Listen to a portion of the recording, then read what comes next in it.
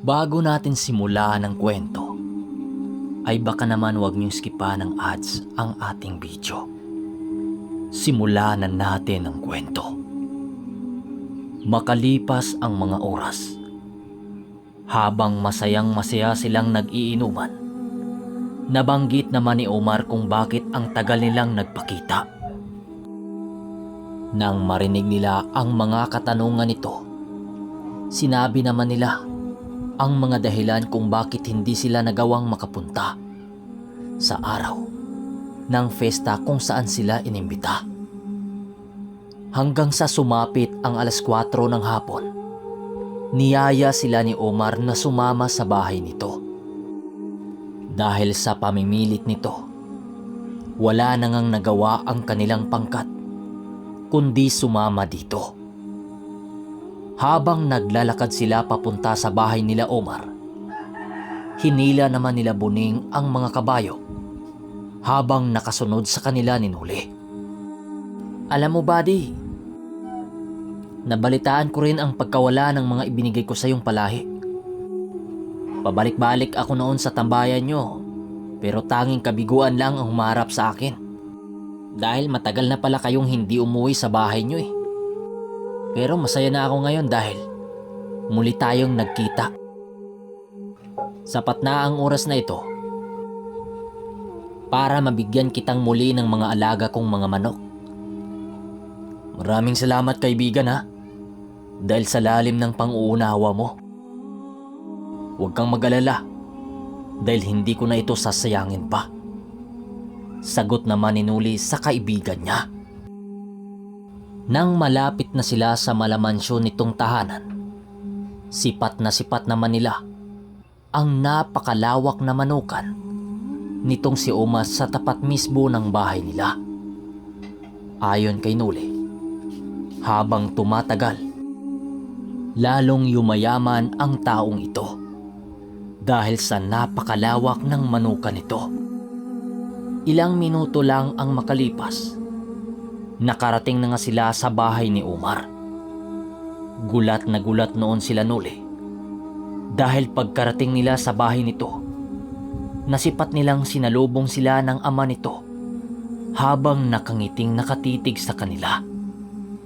Isa-isa silang kinamaya ng ama ni Omar, lalong-lalo na ang dalawang matandang kasama nila Nuli. Nang mga oras na yon, napuno ng kamustahan ang nangyari.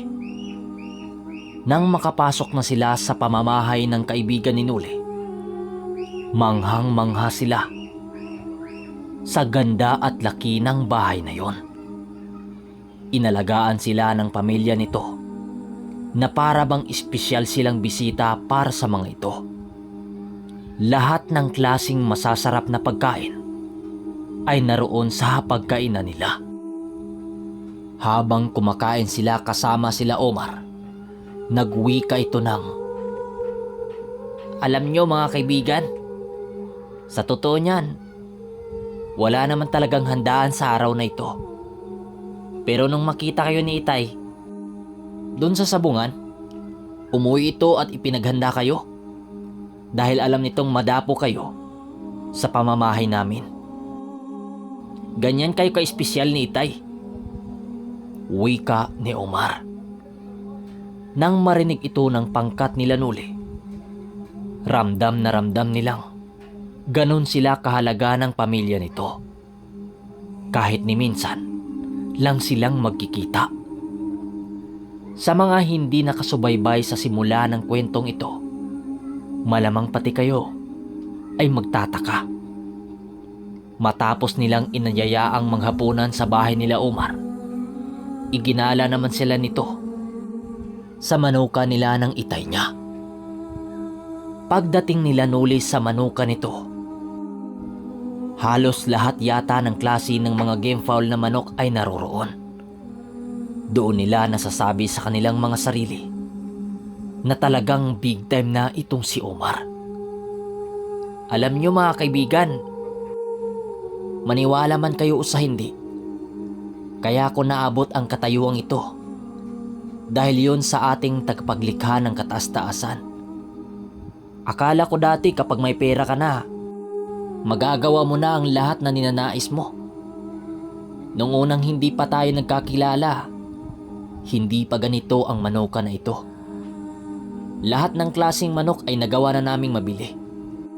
Pero hindi pa rin kami nagtatagumpay sa aming layunin. Pero nabago ang lahat na yon nung magsimula kaming kilalanin ang Diyos Ama. Magmula nung nananampalataya kami sa Kanya at nagdasal na sana magtagumpay kami, lahat ng mga pinangarap namin unti-unting natutupad.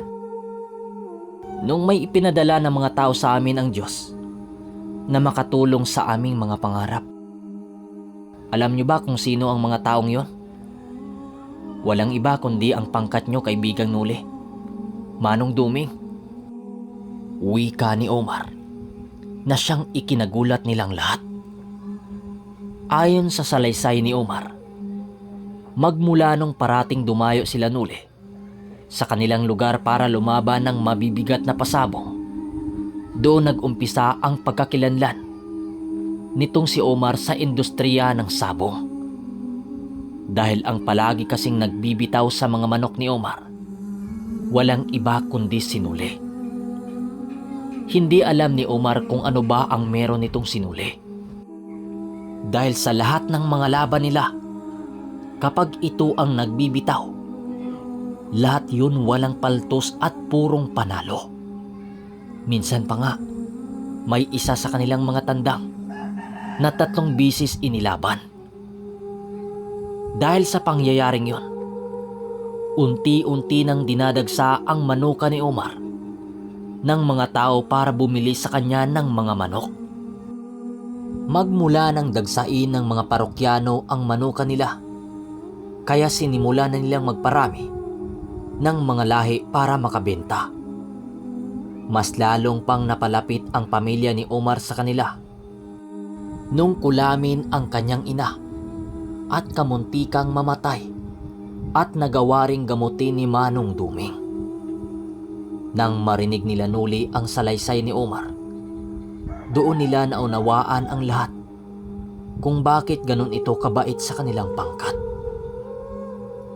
Alam nyo mga kaibigan, ang ipinakita nyong pinamala sa sabungan kanina, ito ang magtulak sa inyo para umangat sa layunin ninyo.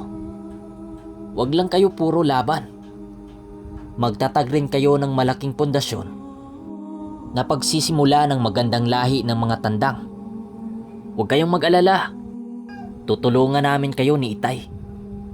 Wika ni Omar na siyang ikinagulat nila. Hindi kasi nila lubos akalain na ang kasikatan sa ganong larangan ay pwede palang ikakayaman ng isang tao basta manalig ka lang sa Amang Dakila. Maging ang 2 ermitanyo, doon nila napagtanto na hindi lang ikakayaman ng kaluluwa ng isang tao sa pananalig ng Ama, kundi pati na rin sa buhay ng isang ordinaryong tao. Tama ang sinabi mo, Omar. Sa mundo natin, hindi masama ang magpayaman ang katayuang pamumuhay ng isang tao. Basta mayaman din ito sa mga salita ng Diyos. Pero may iba kasi na mayaman nga, pero hindi naman kilala ang Diyos na naglikha sa kanila. Hindi marunong tumingin sa kapwa na lubos na nangangailangan. Hindi masamang yumaman, basta wag lang sambahin ang pera. Wika naman ni Manong Duming na may halong pangangaral. Tama ka, Manong Duming.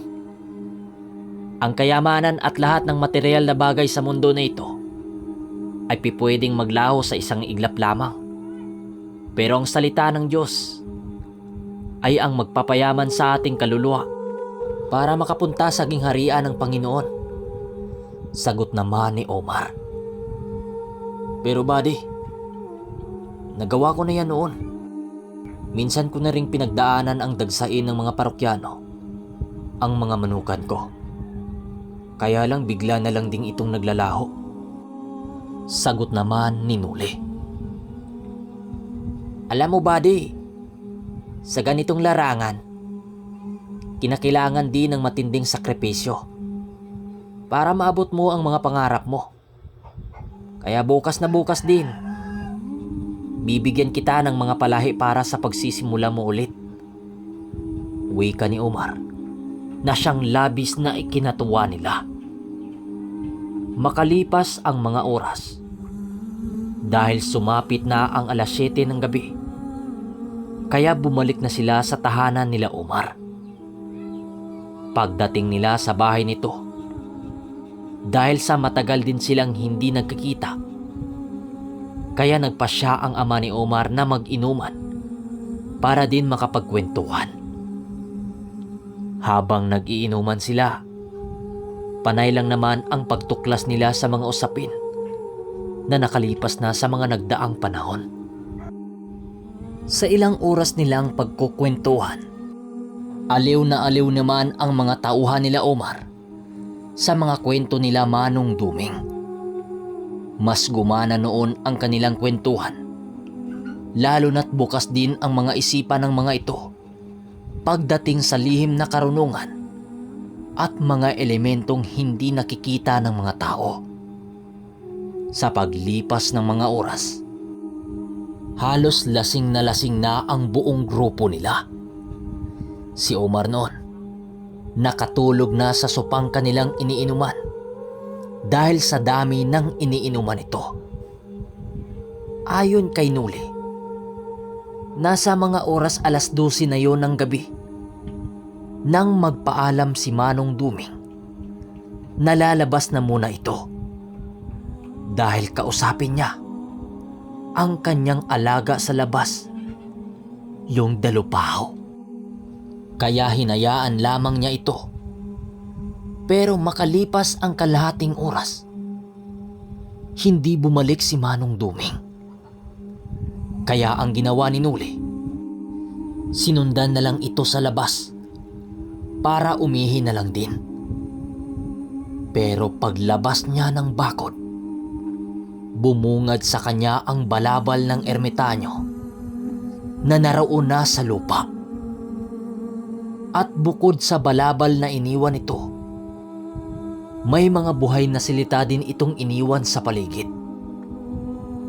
Dahil sa kanyang mga nasilayan, kaya kaagad siyang nagbakod at puder dahil may hindi tamang pangyayari.